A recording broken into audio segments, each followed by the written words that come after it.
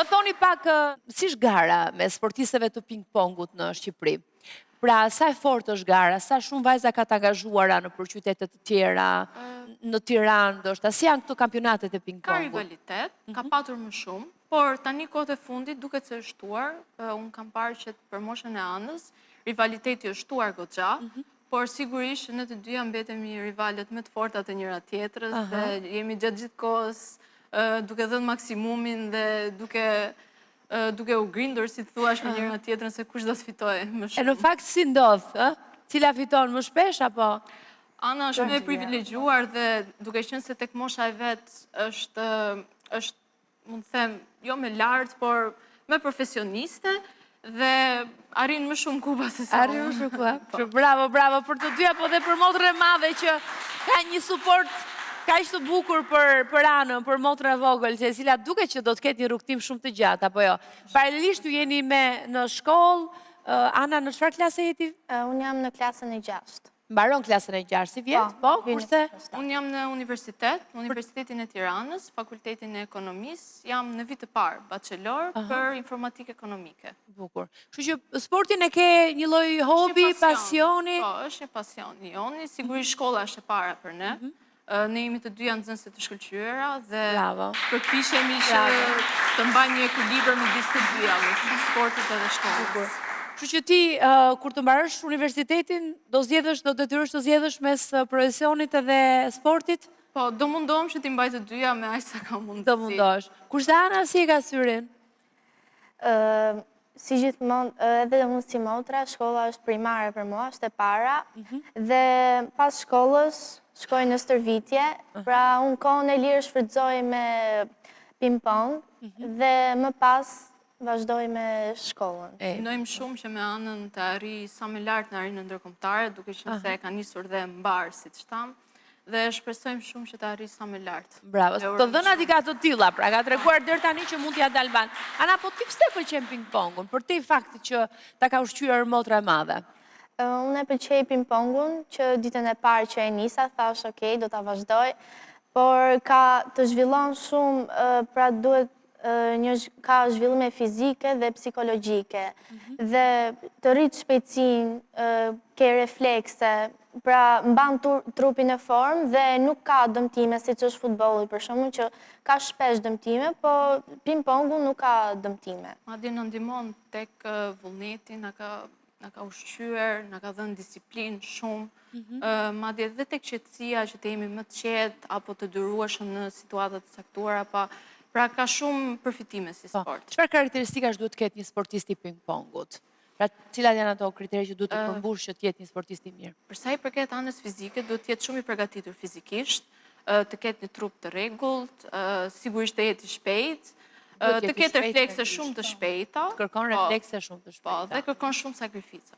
Përqendrim besoj, përqendrim të madh, sepse është aq e shkurtër koha kur nga e goditjes së topit të ping-pongut nga kundërshtari, sa duhet të jesh shumë i qartë, të llogarisësh edhe reagimi duhet të jetë shumë i shpejtë. Ju besoj që kjo është vështirësia edhe sfida e këtij sporti, po edhe bukuria besoj. Po, sigurisht. Kënaqësinë e madhe e merr pikërisht aty në atë moment.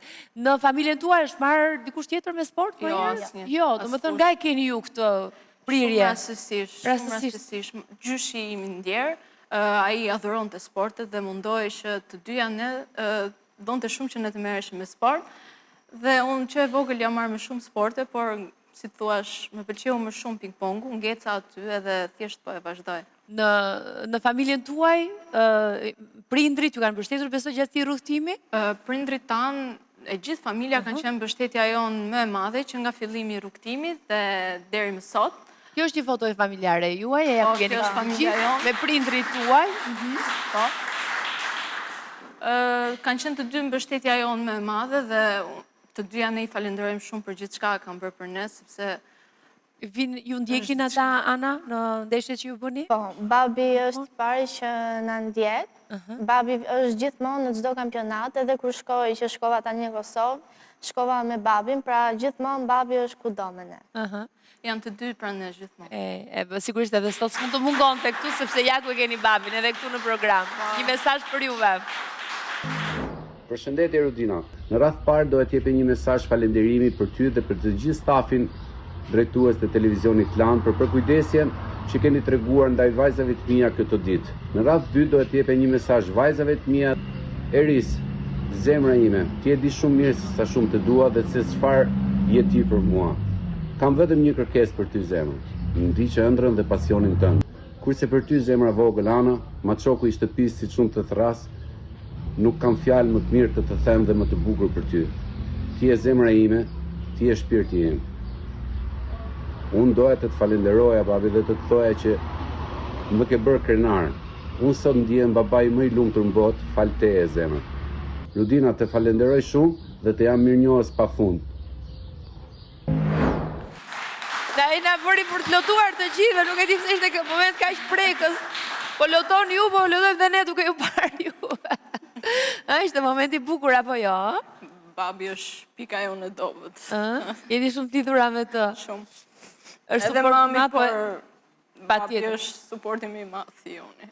E keni bërë krenar atë, edhe mami bashkë, që to lot të bukur mallëngjimi dhe emocionesh, jam e sigur që edhe ata emocionojnë tani, që ju shohin me siguri nga shtëpia, edhe që do vazhdojnë t'ju mbështesin pa diskutim dhe gjithë rrugtimit tuaj të suksesshëm të sportit, po jo vetëm, janë që do t'jemi me siguri gjithmonë aty për juve. Çfarë do t'i thoni të rinjve sot ju, bashkëmoshatarëve tuaj, që ndoshta nuk aktivizohen në një sport, ose nuk merren shumë me sport? Çfarë këshille mund t'i jepni, nëse mund t'a quajmë kështu? Thjesht mund t'i thua nëse kanë një pasion t'a vazhdojnë, mos të kenë frikë të ndërrojnë dhe të vazhdojnë përpara të sakrifikojnë, sepse çdo gjë nëse do shumë diçka, qoftë sport apo qoftë një pasion tjetër, nuk ka rëndësi, nëse me punë dhe me sakrifica gjithçka mund të arrihet. Ana, do t'i ftoje ti moshatarët e tua? Po, ti bashkoheshin këtij sporti, apo çfarë lloj sporti? Nëse kanë një pasion, ta vazhdojnë, jo të qëndrojnë në shtëpi, në teknologji, por ta vazhdojnë sepse unë për shembull e kam vazhduar dhe jam një kampione. Dhe të tjerë, nëse kanë një pasion, ta vazhdojnë, se ndoshta mund të arrijnë shumë gjëra në jetë. Ju jeni një shembull shumë i mirë për të treguar që paralelisht me shkollën, me studimet, ndjekja e një sporti, vetëm të bën mirë, edhe të ndihmon madje edhe në shkollë, sepse të ndihmon mirë nga ana psikologjike, nga ana fizike, ti je shumë i freskët për të përballuar ngarkesën në shkollë, sepse sporti pa diskutim që çplodh shumë. Mund të lodh fizikisht, po nga ana tjetër ka benefite tjerë zakonshme për trurin. Kështu që është një mbështetje shumë e mirë edhe për studimet tuaja, që unë uroj të vazhdojnë të jetë të shkëlqyera siç edhe ju rrëfyet, dhe mbi të gjitha në sport ju uroj suksese të tjera.